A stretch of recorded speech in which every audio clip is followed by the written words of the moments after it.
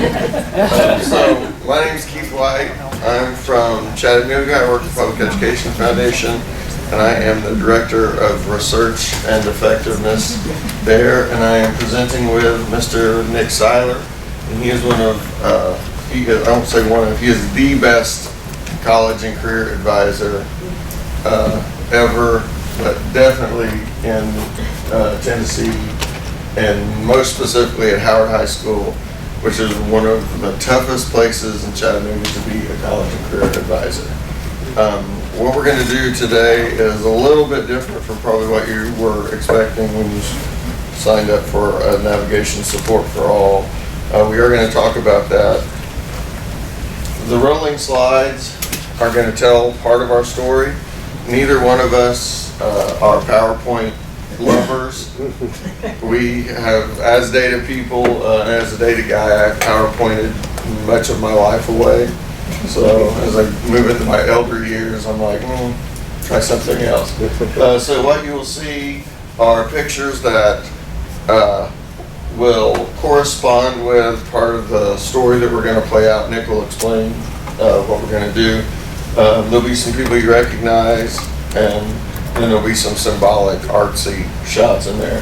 I will say that when you see beautiful, beautiful children, they belong to either me or Nick, but none of the beautiful children belong to us both at the same time. Sadly, I mean, so. Without further ado, I'll turn it over to Nick and then let him get us moving. Cool, thanks Keith, thanks. Yeah, as Keith said, there was like PowerPoint being in the social justice and intercultural education sphere for many, many, many years. I call it disempowerpoint. So what we're going to be doing today is participation and experiential learning. So I'm going to walk us through what we're going to do today. So first of all, we're going to go over the agenda. Check the agenda. We're going to talk about community agreements, our PGOs, introductions. I know we didn't do introductions first. We're going to actually expand on ourselves and why we do the work that we do. We're going to do a flashback. That's going to be just Keith and I, so you don't have to worry about it. But it is an improv sketch where we're going to focus on what we've done over the past year and a half with our work between building bridges from information to students. So from the data guy to the college career advisor guy. So we were thinking after lunch you might want a little bit of levity. So feel free to laugh if it's funny. If it's not funny, throw something at us. Whatever you want to do. No, be polite. If it's not funny, be polite. So we'll do that. We'll go over what that is, what happened, what did you guys just do, why did you do that? Then we'll talk about, so what does this mean in terms of what we want to learn today? We'll go over our challenges and problems. We're going to identify that as a group in a card sort. Solutions, stick 'em ups, that's post-it notes. And then now what? How are we all going to work together? How are you going to take what you learned today and apply it to your particular context? We're going to be talking about contexts a lot today and how contexts vary and are different from across the country. So, first of all, I said community agreements. Basically, community agreements, norms, guidelines, basically anything like I work with students a lot, so don't yuck my yum. You ever heard of that term? It's like somebody's like, this is delicious. Yeah, that's gross. I use that with my kids all the time. So don't yuck my yum, suspend judgment. Anything that you need in a space like this, because it's going to be participatory, it's going to be experiential. Most of the time, you don't have to participate until 15 minutes in, so you can just watch Keith and I do our stuff. But is there anything else you need to feel safe or comfortable? Yes? A norm that I always like is called Vegas. So what's said here stays here, but what's learned here leaves here, right? Like to your point about sharing context, sometimes you may need to share something confidential going on in your organization in order to learn from it, and so that people understand like where you're coming from. Yeah, I love that one. What happens in Vegas stays in Vegas? Yep. And look what you learned here, take with you.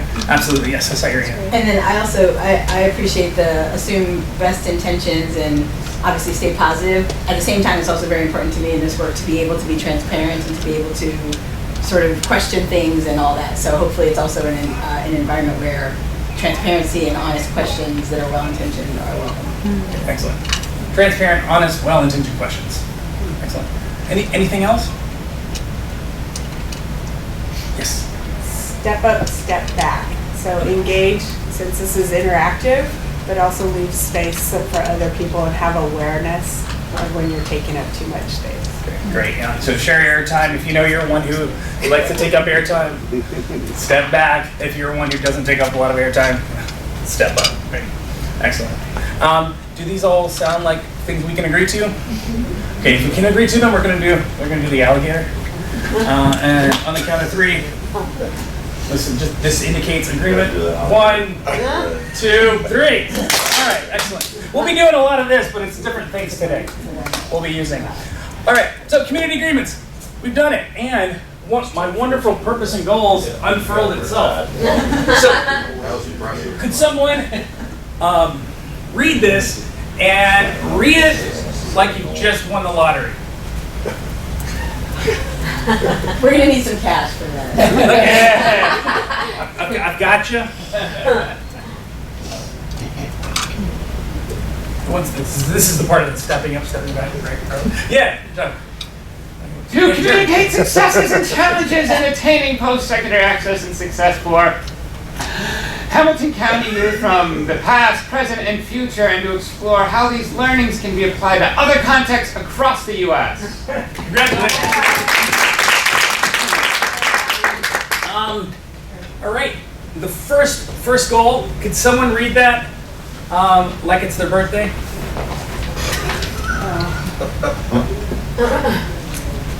Like it's theirs or like my birthday. Yeah, your own birthday, like it's your own birthday.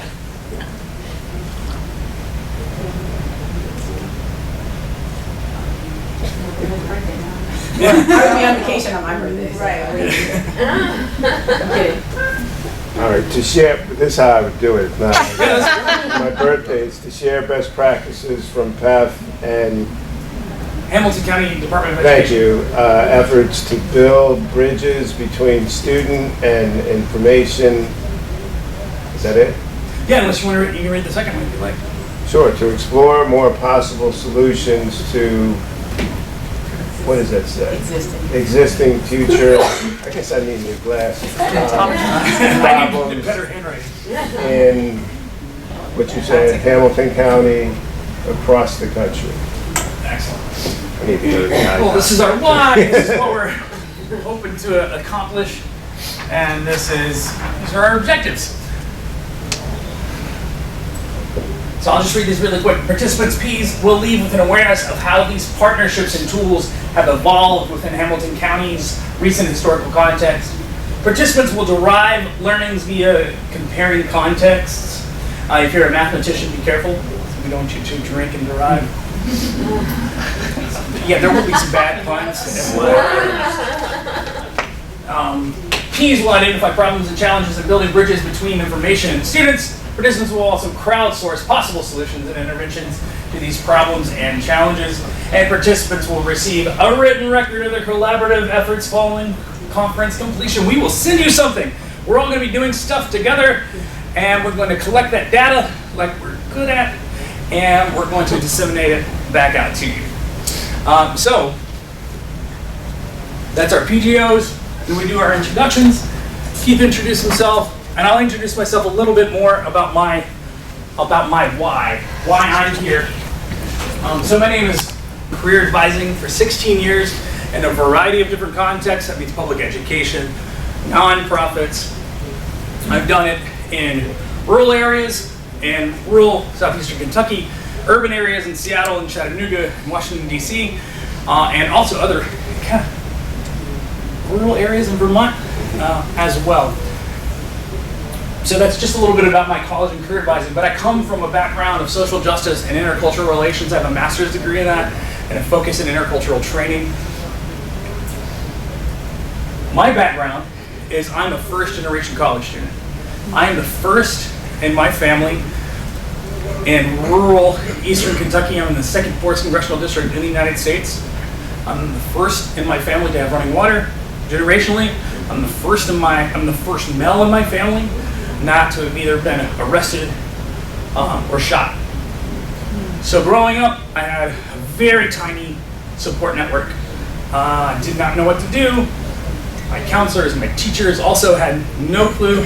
So I had to figure this out on my own. And so that's one of the reasons why I am here. This is one of the reasons why I am in this space. I spent years doing educating, social justice and intercultural education consulting, traveling around the world and traveling around the United States. But I decided to third my pay to go back into direct service with you in Chattanooga. That's intentional. I chose that. So I might be making less than what my parents thought I would be making after I got all my degrees. But for me, freedom is making that choice and having that choice to be able to do that.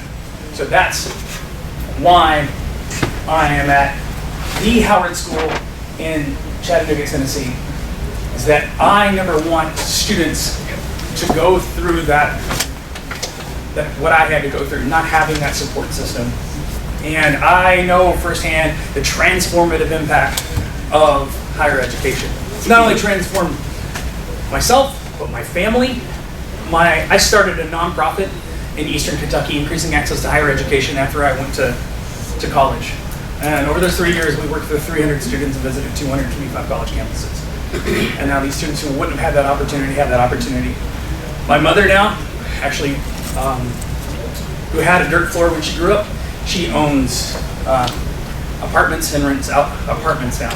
And that largely it was because of exposure that myself and my brother were able to bring to her. So that's my story. I just wanted to share it to give you that context. There's a lot more to it, but I wanted to move along a little bit. So what Keith and I are going to do, we're going to do a thing called flashback. So it's an improv-based handle or game. And so what we're going to be doing is we're going to be telling you a story about our experience as a public county education employee with the Public Education Foundation data guy, and how we've worked together to bridge the gap between students and information. You got all this data, so great. What's it worth if you can't make it actionable to the youth? So what we're going to do is we're going to just tell a basic day when Keith comes to my office, and we're going to set the scene up. And then after that, we will periodically flash back. So it'll be something like this. Hey Keith, how's it going? Horribly. Horribly? Do you remember the time when it wasn't horrible? I do. Diddly-do, diddly-do, diddly-do. Hey, how's it going today, Keith? It is excellent, Nick. That's awesome. Diddly-do, diddly-do, diddly-do. Oh, thought I was going to get it. So we're just practicing? Then we're just practicing. Okay. Yeah, just practicing. I was going to have a shitty thing to do. So that's what we're going to be doing. And so Phil, like I said, I see some smiles, I see some looks of bewilderment. But yeah, please feel free to laugh when we go about this. But we're going to share our stories, and then also in that story, we're going to share a little bit of the historical context of Chattanooga that you can see represented in some of these pictures. So these pictures will pop up in our story. We have a rough framework, but most of this is going to be ad-lib and organic. So, teach you one real quick thing that we're going to do, which is this is called lights, and this is called camera. And I see you nodding. You got camera and action. So we'll do that when Keith and I get all set up. Okay. All right, come in. Hey Nick, how are you doing today, man? Hey Keith, you're already in my office. You didn't even open the door. Oh, sorry, Nick. That's all right. It's good. I was just so engrossed in my work today. I'm really busy. I've got, I think, 10 or 11 appointments today with students. So, what's up? I just wanted to come by and see what I could do to make your life easier. I see you're swamped. Is there any tool or anything I could give you to help you do a better job? Yeah, absolutely. You were talking about this freshman on track thing, and I'm still not clear what it is. So I'm hoping with the freshman on track dashboard, Well, actually, you, a couple weeks ago, mentioned something about how overwhelmed you were with the different sources of information. Do you remember that? Yeah, I do remember that. Diddly-do, diddly-do, diddly-do. Keith! Hey, are you there? Hey, man, what's up? Hey, what's up? Okay, so I'm working with students. I just got done. I have 15 browser windows open. I've got Princeton Review open. I've got College Board open. I've got ONET open. I've got so many different things open, and there's too much information, and there's driving me absolutely nuts. And then I'm trying to still figure out how in the world I'm going to connect students to the right institutions and understand which students are doing what. And I can't even have access to our school administrative database for Power School. It's crazy. What's up? Can I put you on speaker real quick? Yeah. Okay, so, would it be helpful if I built a tool that allowed you to bring all those sources into one platform that you could access all at the same time and sit next to students and work through? Oh, absolutely. Thanks. Because we just got our MOU with the district. Okay. When I got the MOU, I tried to think back to the last time the district was so helpful. Do you remember when the district was that helpful, Nick? Oh yeah, I remember when the district was helpful. Diddly-do, diddly-do, diddly-do.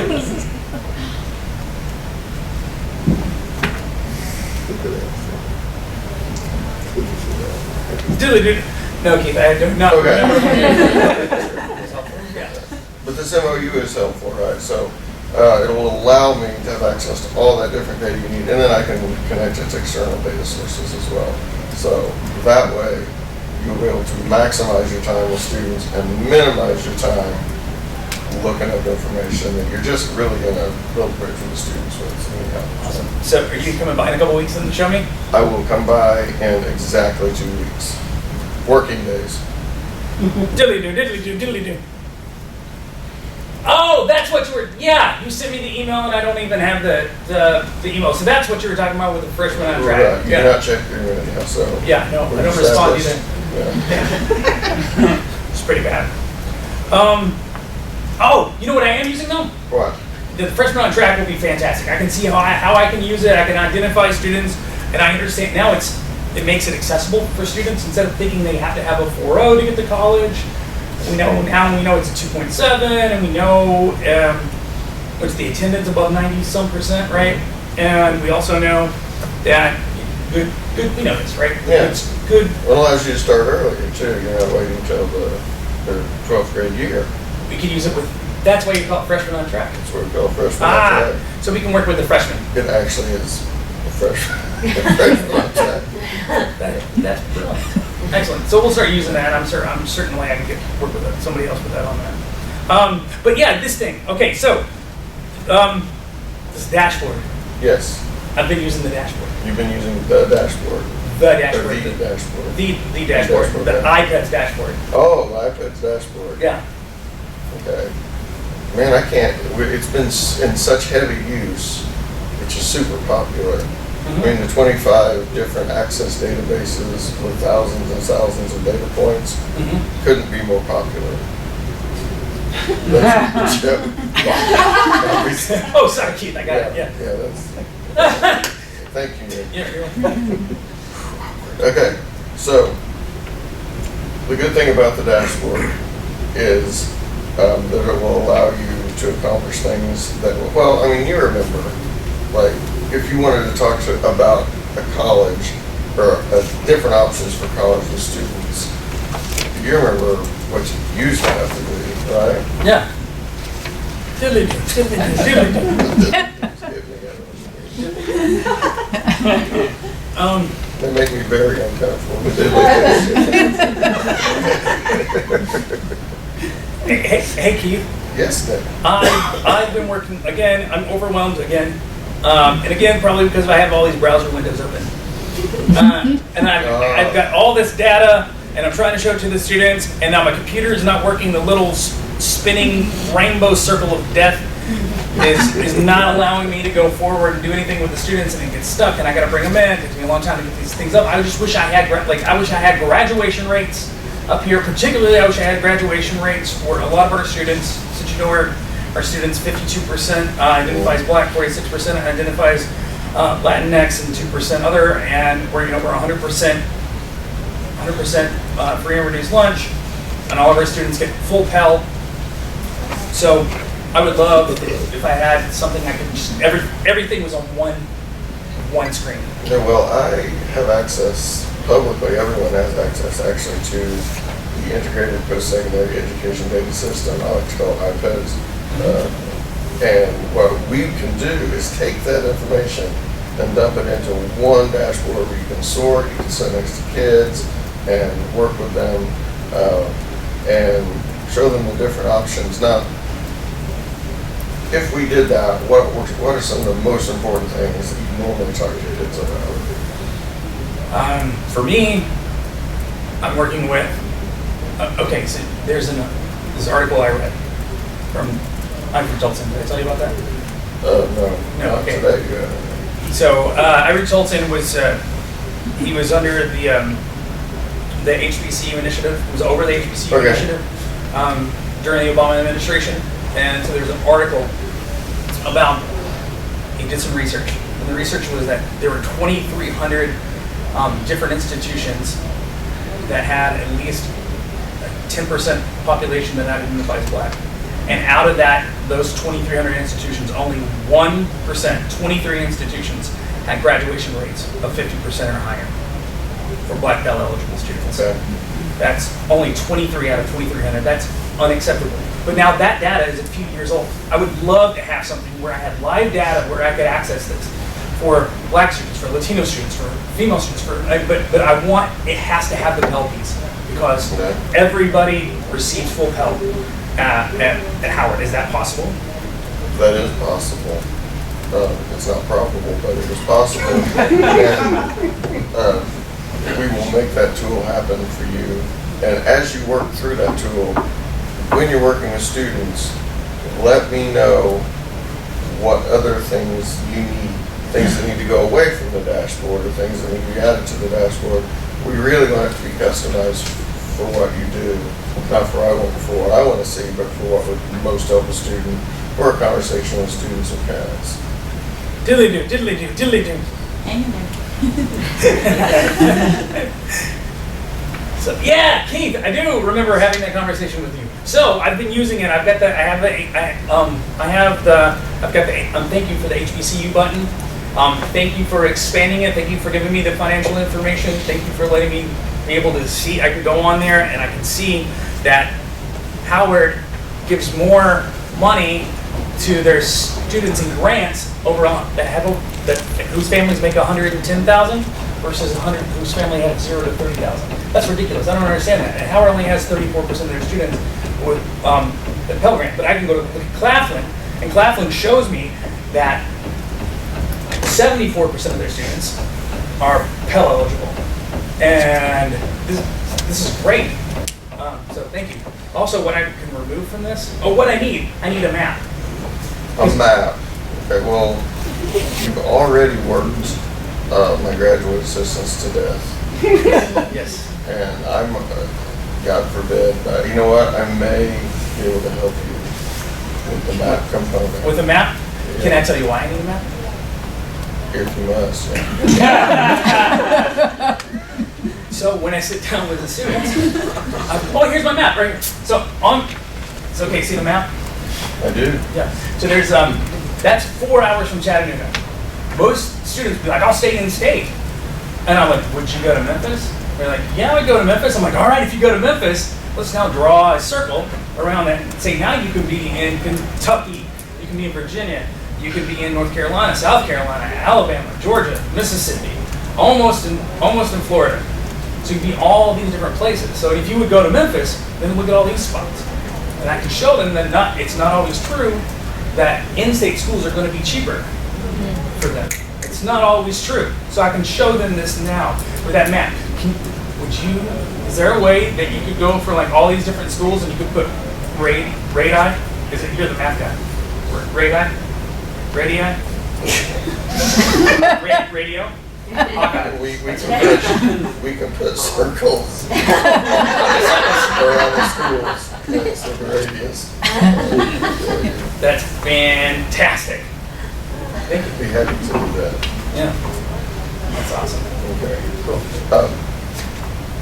You know, Nick, the old clock on the wall is telling me our conversation is starting to wind down a little bit. Mm-hmm. So if we could maybe bring things to the present just a bit.